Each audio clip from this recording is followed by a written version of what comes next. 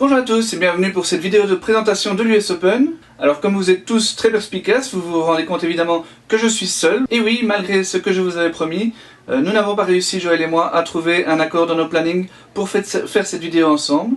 C'est donc tout seul que je vais vous présenter nos pronostics pour l'US Open et je commence tout de suite par les filles.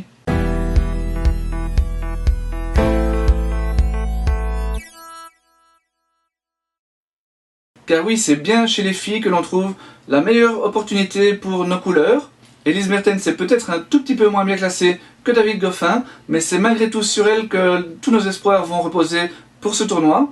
Sa tournée de préparation incite en effet à beaucoup d'optimisme puisqu'elle a réalisé une très belle tournée avec, pour débuter, une demi-finale à San José et puis 2 quarts de finale dans les premières fives, des gros tournois donc, à Montréal et à Cincinnati.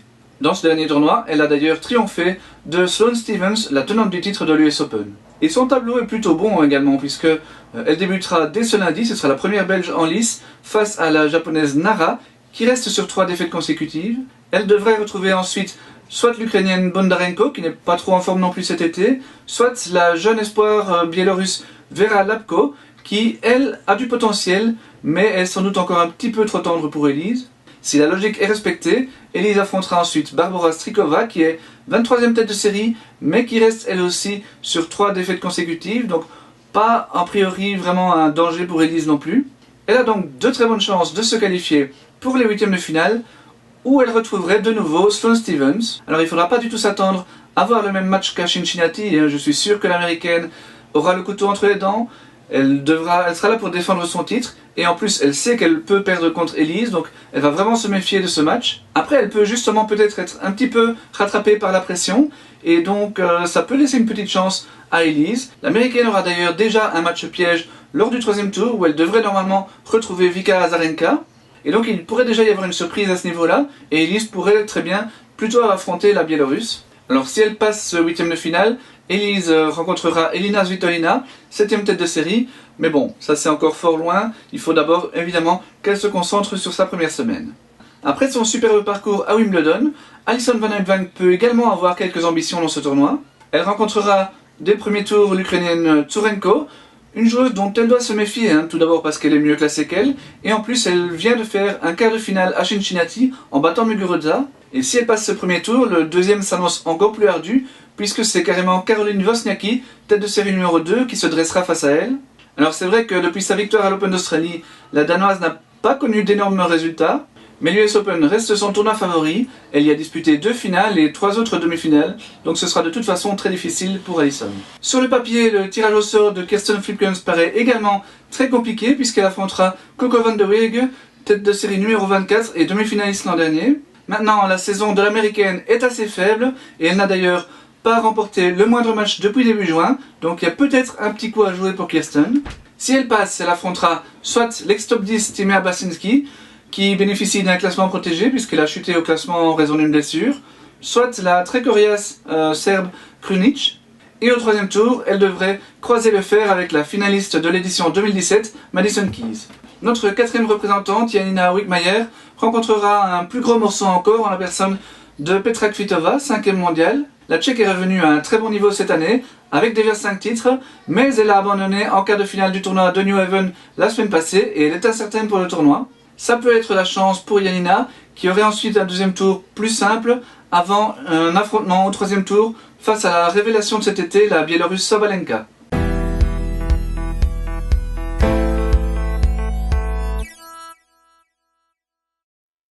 David Goffin était le seul Belge entrant direct pour le tableau final de cette US Open, mais en tant que tête de série numéro 10, il fait figure d'outsider pour ce tournoi.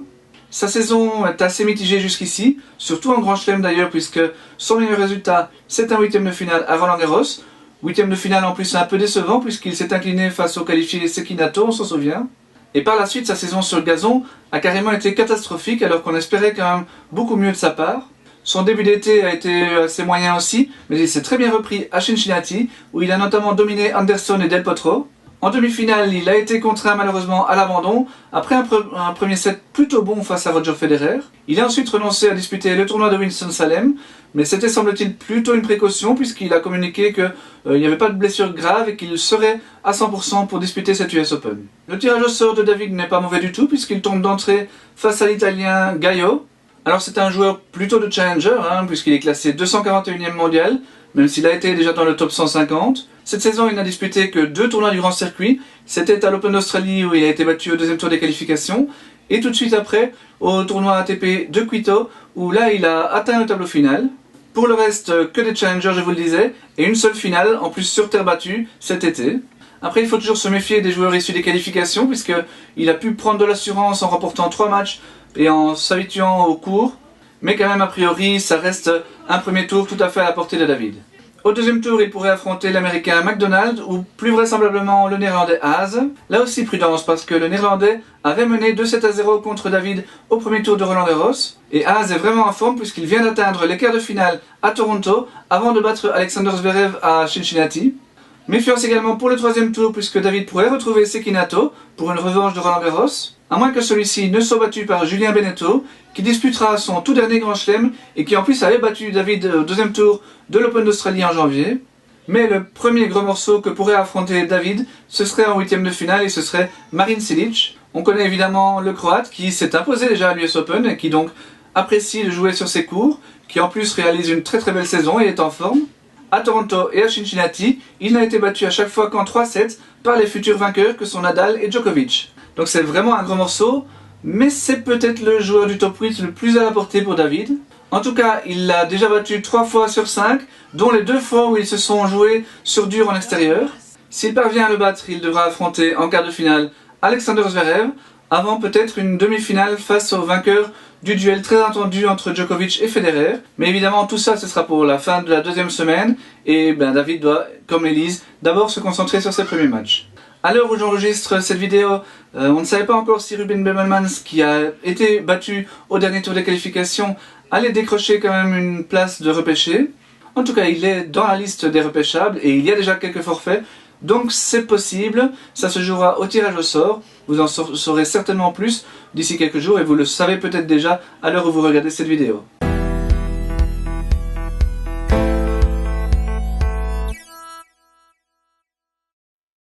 Dans les autres tableaux, il faudra suivre avec attention le parcours d'Elise Mertens également en double avec sa partenaire Demi Schuurs. La paire belgo-néerlandaise est en effet classée 7e au classement Race. Et elle pourrait donc faire une très belle opération en vue du Masters lors de ce tournoi. Chez les juniors, Arnaud Bovy disputera son tout dernier Grand Chelem dans cette catégorie d'âge, avec quelques ambitions tout de même. Il est 27e mondial et il a battu plusieurs top 10 cette année, donc tout est possible. Enfin, en tennis en fauteuil, Joachim Gérard retrouvera l'US Open qu'il n'a plus disputé depuis 2015. Là aussi avec un tableau de seulement 8 joueurs et un niveau assez homogène tout de même, eh bien tout peut arriver. Voilà, ceci termine cette vidéo de présentation de l'US Open. Lorsque tous les joueurs belges auront été éliminés, je vous ferai un petit résumé en vidéo, et cette fois-ci, je l'espère, vraiment avec Joël. A bientôt donc!